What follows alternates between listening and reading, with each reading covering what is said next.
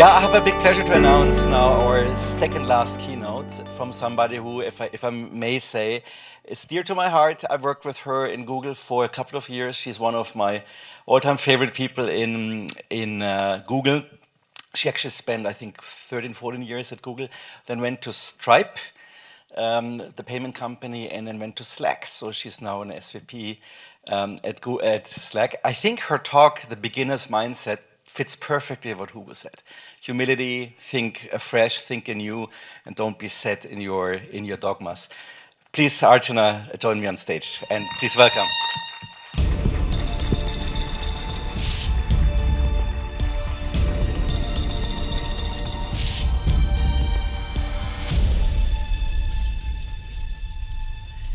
Hello, everyone. I'm Archana Kannan, and yes, we are living at a time of uncertainty. Change is happening to product, but there's also immense opportunity ahead for us. So today here, I'm going to talk to you about how you can take a beginner's mindset to building products, to thrive in change, to become an agent of that change. But before that, I actually want to start with thank you. I know usually it happens at the last part of the slides, but I want to say thank you to all of you for being here. Oftentimes, PMs don't look at themselves as a product. You should be your first product. And I'm not saying this that you need to be like, career ladder obsessed. Like really think about what are your needs? What does success mean to you? And how you're going to get there. So as I see all of you here, I actually see that you're investing in yourself. So thank you for that. How many of you did the thing that Adrian asked you to do yesterday? Make 5 new connections. Great. I'm seeing about half the people here. So the other half who haven't done it, today is your chance. You still have one more day. Go make those connections. And for those people who already did it, you can exceed your OKR today. All right. Also, thank you to Peak Product for organizing this. We know that getting everybody together is not an easy thing. So let's just give a round of applause to them.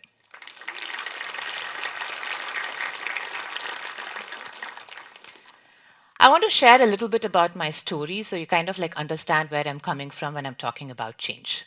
I'm the SVP of product at Slack, a very beloved product for productivity, and I hope many of you are using that. I lead the Slack ecosystem team, which brings all the apps and the automations so that right in your flow of work, you're able to get and do work across like Workday, Coupa, Google Drive, name it your favorite app, and get all your processes into work in Slack. But my journey did not start here. It actually started in Google. I joined Google right out of college as an engineer, so I really loved that this festival is about like tech and product. And as I was doing that, I realized that as important as it is to look at like how to solve a problem, it was equally important to think about what is the right problem to solve. Who are we solving it for? That was my foray into product. That's what got me interested. At Google, I worked on many products. I worked on shopping ads, which is where I worked with Raphael. I led the growth for that business. And then after that, I moved to more 0 to 1 efforts like augmented reality and video commerce. And when I look back, 14 years had gone by at Google. I felt like I had 3 different careers at Google, doing engineering, product, 0 to 1 innovation. And then I wanted to take a step back and like think about like, okay, what about like places outside of Google? And that's when I saw this fintech firm with a big, audacious ambition, Stripe, grow the GDP of the internet. I joined Stripe and I led the money movement at Stripe. This is the engine, a very different role. This was the engine that was basically moving money for all of Stripe's products. And at the end of 2023, we processed $1 trillion in payments built and backed by the money movement engine. After that, I was seeing the transformation happen with AI, and I could not miss the chance to make our working lives better. This is the reason I joined Slack, and it has been such a fun ride to think about what is Slack in this next generation of work that's going to happen. Now, as you saw, throughout my career, many changes have happened, and a lot of them partially were initiated by me. And as I went through these changes, I've collected a few wisdoms along the way, which I thought I can share with you. First, I wanted to start talking about building products. What does it mean to build products? So, the first validation or the first big milestone when we're building products is actually finding product market fit. Now, product market fit is an equilibrium. When your product can meet user needs and built on the right technology and offering something in the market that is unique and differentiated. Now, when all those three things come together, you have product market fit. But you also know that when you have product market fit, it's time to go. Go scale. Let's go, go, go. At the same time, you know that this equilibrium is not static. Any of these three conditions could change at any point of time. Your user needs could change. A new technology could come up. A competitor could come into the market with something similar or something even more valuable than what you've done. And with that, what happens is that a product that has product market fit can go from having it to not having it. If you go back into time, it's very easy to see some examples of how this equilibrium is dynamic. Way back in 2007, the first iPhone was introduced, and Android came out very shortly after that. This was the era of smartphones, the smartphones that put computers into our pockets. Today, when we think back, it's changed pretty much every aspect of what we do in life. It has changed how we work, it's changed how we shop, how we look up information. Everything is available to us at our fingertips. Now, products that had great product market fit before these smartphones. I don't know if you all remember, we used to have those digital cameras, not the SLR ones, but those digital cameras that we used to carry around. That got wiped out completely in a period of a few years right after the smartphones came.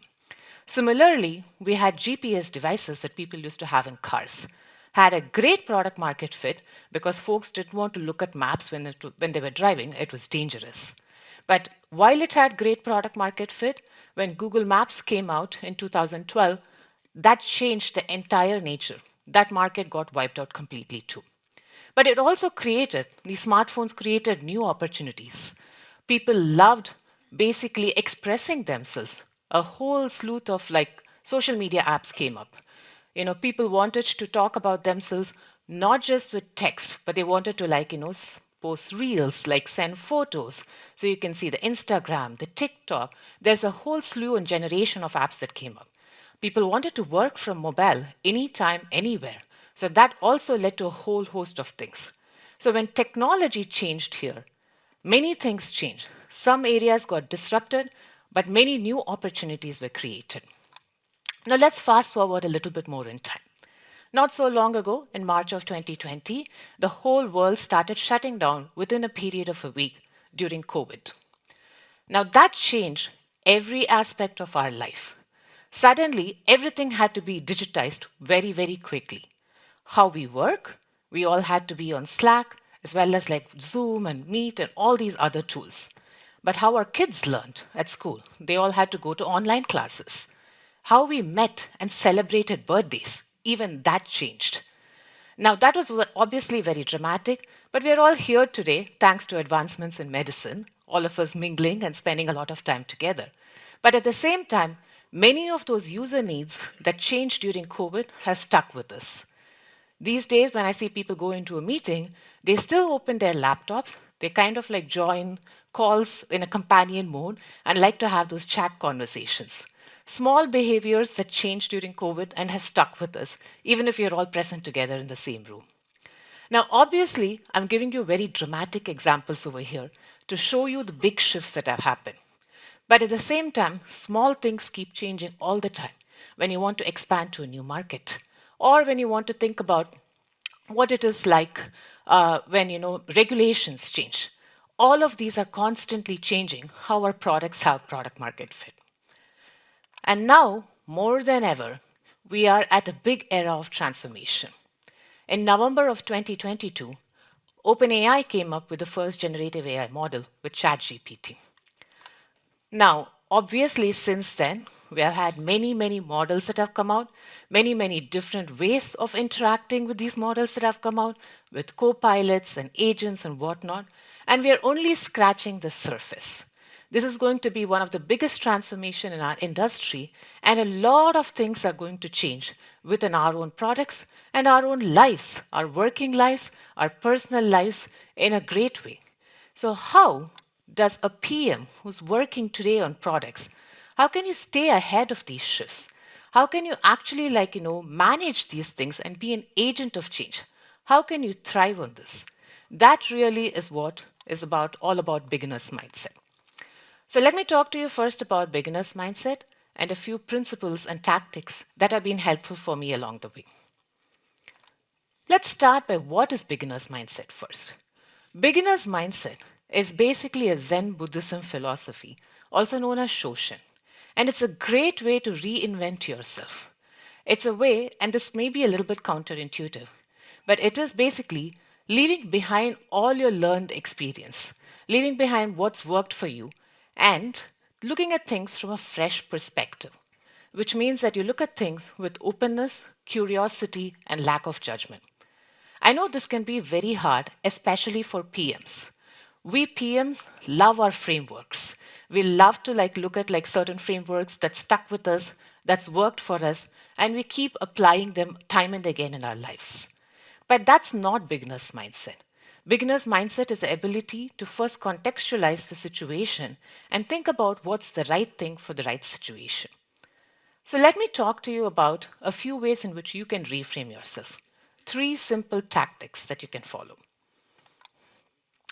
The first is resist your defaults. Now, habits define fundamentally who we are as a person. It defines our personal life, but it also, we develop habits in our work lives. It defines our professional lives. PMs oftentimes skew towards certain skill sets. And we have all these different shapes of PM. Someone is a design centric PM, or a platform PM, or a growth PM. We have these structures and we kind of describe people like that. And all of these are good shapes of PM. I'm not saying any of them is a wrong shape of PM. But a great PM is one who can adapt themselves to any scenario. So while you have your core fundamental PM skill set, it's also important to know which ones to flex in which scenario. I'll give a personal example from my life. So I moved from shopping, Google Shopping, the ads business, into a completely new space with augmented reality, a 0 to 1 effort. Now, ads was a very thriving business. We had grown it from $1 billion when I started to $12 billion of revenue in a period of 4.5 years, which was a phenomenal growth. We had expanded to 27 markets. We had hundreds of millions of users and hundreds of thousands of advertisers who were using that. At that same time, Google was coming out of consumer VR, and we were wondering, what could we do with a smartphone? What can we do with visual search, with all the things, the power of the camera? What are some of the things to do? And this is when I said, okay, let me take up this challenge on what's augmented reality experiences. I'll lead that area. It was not just new to me. It was actually new to the entire market. Other than a few social media apps that had played around with fun, gimmicky things, there was nothing else that actually defined what the power of augmented reality could be. And it fundamentally, I had to take a different approach with everything that I was doing. It wasn't something where I could just take Figma mocks and then show it to people and ask, how do you feel? It was an experience that they had to see through a prototype to say oh, I can actually see objects in my space and see how tall is a brachiosaurus. Or I can put things on my face and see how I look with makeup. It's not something that you can just explain with mocks. We had to lean in a lot more. So even to do user research, we had to build prototypes. That is not how I operated in ads. In ads, when I had a hypothesis, it was easy to spin up an experiment, run it. Within a matter of days, we will get data. We can make data-driven decisions very easily to say, is this working? Is this not working? If it's working, then let's launch it. Otherwise, try and make some improvements. But here, I didn't have data. I didn't have any users. I couldn't even look at something. I can't say, am I seeing billions of clicks? Not even millions of clicks, not thousands of clicks, right? I had to desensitize myself to numbers. So I had to take a completely different approach. So data became a tool, but I had to go from being data-centric and data-driven to being data-informed. So data was one tool when we could run small experiments, but we had to lean a lot more on user research and develop a product intuition to know what are users expecting, what is a core user need that we're trying to solve that they cannot sometimes express themselves. So resisting your defaults is a few fundamental things. Remember that, while core PM skill sets are great, adaptability is your number one PM skill set. It's important for you to consider the situation and think about whether you're being data informed or data driven.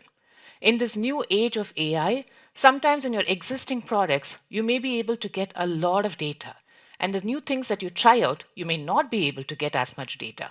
So I'll encourage all of you to lean in and take data as one signal, but not the entire thing. And then the last thing is that as you're going through this transformation, focus on your core values. You don't have to do something that is not authentic to you or your organization. You don't have to change the fabric of that. At Stripe, we had only seen a decade of growth during the first 10 years. And then in 2022, the macroeconomic situation changed and interest rates started spiking up. We had to change how we operate, but that did not mean we changed the core value of the product craftsmanship that went into making Stripe simple and easy for developers. We never gave up on that, but we changed how we operated in a much leaner way. Similarly, I think when you're going through this transformation, know what's your core value, don't change that, but change what you do in terms of how you operate. Okay. Now, the second thing that I wanted to talk to you about is to be eternally curious. I come from southern India, and there is a very famous quote by a wise old saint that says that what you know is a handful, and what you don't know is the entire universe. It is a very, very humbling quote that I've, grown up with. And no matter how successful or what my achievements are, it kept me extremely grounded. But it also kept me extremely curious to know what is it that I don't know. And that opens up great number of possibilities.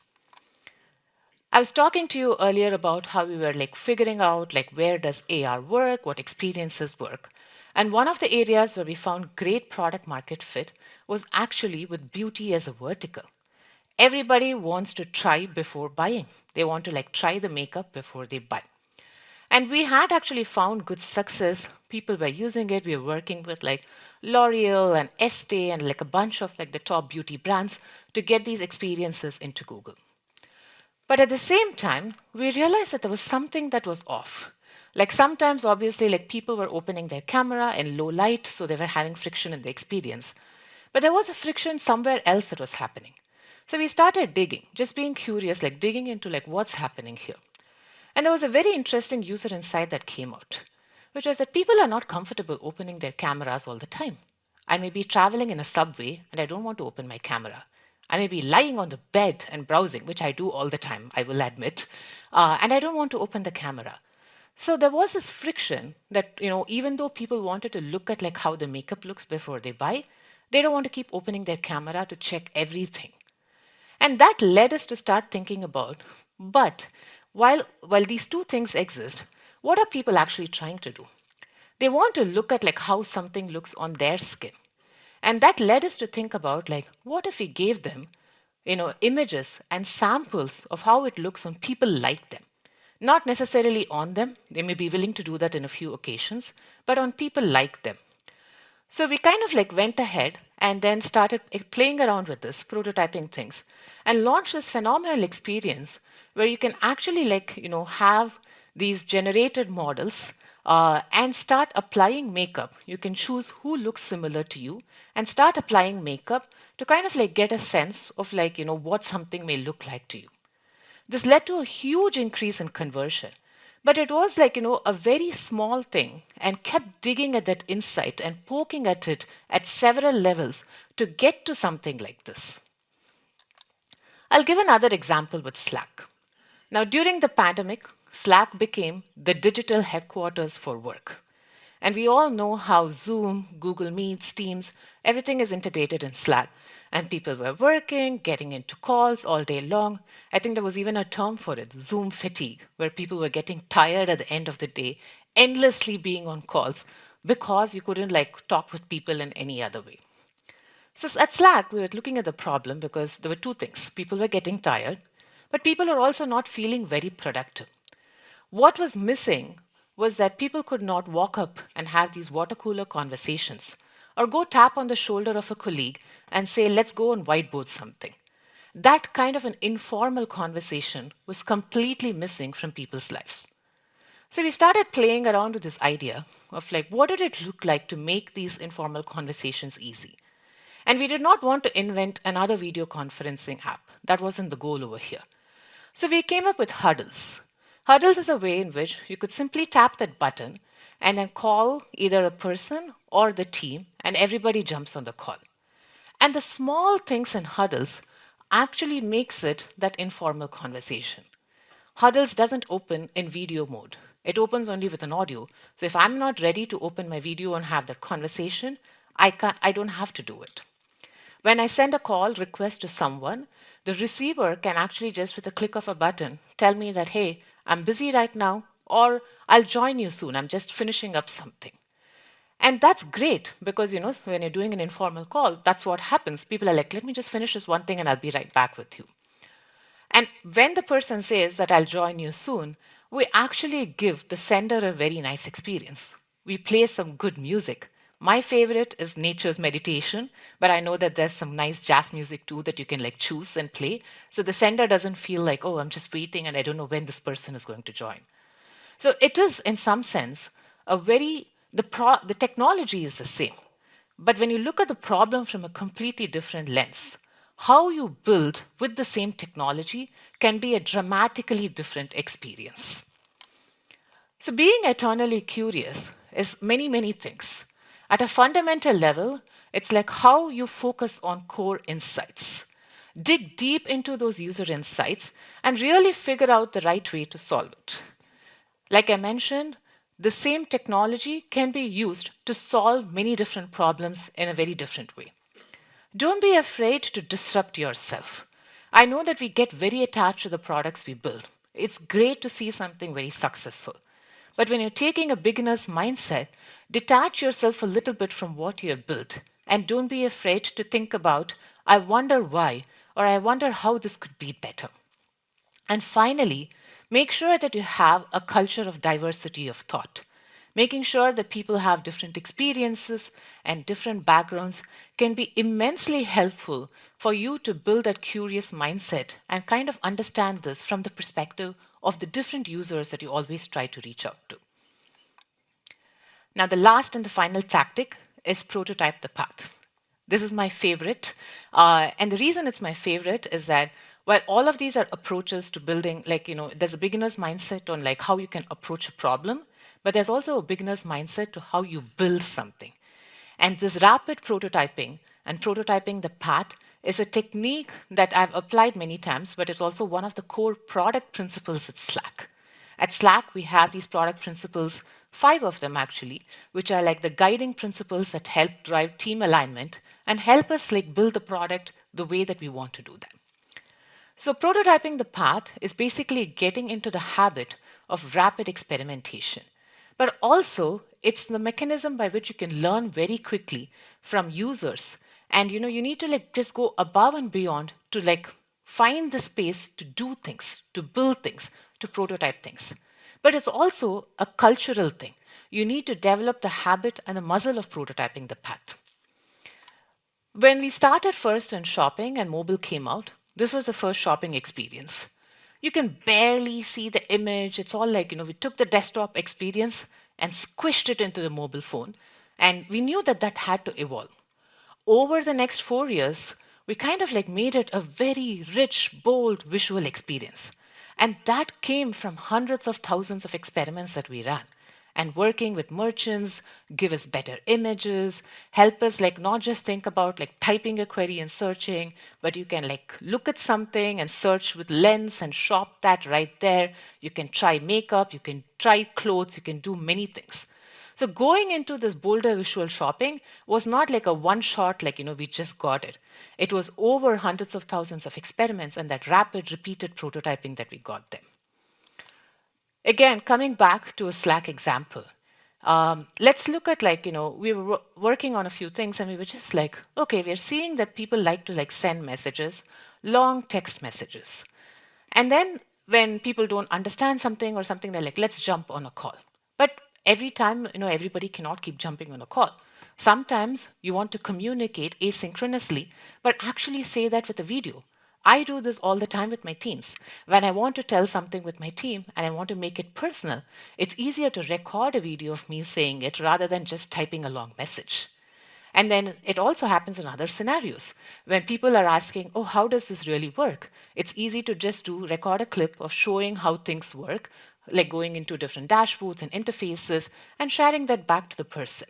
So clips can be very helpful and useful for many different things. So we wanted to introduce the notion of like, hey, can people send asynchronous like video clips to folks? Now, the first thing that we did was like, okay, that was a problem. Let's come up with a few prototypes. And one of the first prototypes that we came up was this format of stories. So we looked at this as like, a paradigm that we use in the consumer world where people are used to seeing stories of video clips and you could pin that in the top of the channel. People can see the stories. All that looked great on Figma Mock. So we were like, okay, let's go ahead, prototype, build a prototype. And we started playing around with it internally. What we realized is that the way that people work is very different from the way that they kind of like operate in social media. In a channel, we were not getting the same number of videos as you would get in your social media feed. So there'd be a few clips a day, and it just felt like having stories was such a heavyweight format for this. We would never have gotten that insight if we had just gone off with mocks and user research. So we actually had to build a prototype, put it in the hands of our users, see how the usage is, and then come up with this insight that, okay, maybe having stories is not the right thing. So we inlined the clip just like we inline all the text messages and then ship the product. So prototyping the path, when you kind of approach this, you kind of like roughly know the direction that you want to go in. This is what many of us know with AI today. We know roughly that, as AI comes in, humans and agents are going to be working together. You need assistance from AI, but you're also going to be like requiring agents to do work on your behalf. So there are many different mental models and constructs we have. But then as you look at that range of problem, you need to kind of like start with the first hill. You don't have to like kind of like solve everything together. Start with your first hill and think about how do you think about these prototypes as questions first, not answers. And really like come up with a hypothesis, build a lot of prototypes very quick and dirty for people to experiment, play around with, and then you kind of say, okay, I know how this gets solved. Now let me move on to my next hill. So every question repeatedly gets harder as you go from your first hill to your next hill. And then the biggest part, and why I said prototyping is a cultural thing, is that you should feel good about throwing away code. Now, the engineers here, please don't hate me. I know that many of you love to ship stuff. We all love to ship stuff. But at the same time, being comfortable throwing away code so that we can get to the best prototype and we can keep repeatedly solving that problem is a very, very important part of the puzzle. So those are my three tactics on how you can take this beginner's mindset to building products. First, resist your defaults. Take a step back and know what is the right skill set to be adapting to any scenario. Be eternally curious. Even if your product is doing great, take a step back and wonder why as to what you could be doing more and doing better. And then don't ever stop prototyping. Prototype your path into innovation. All right. Thank you so much, everyone.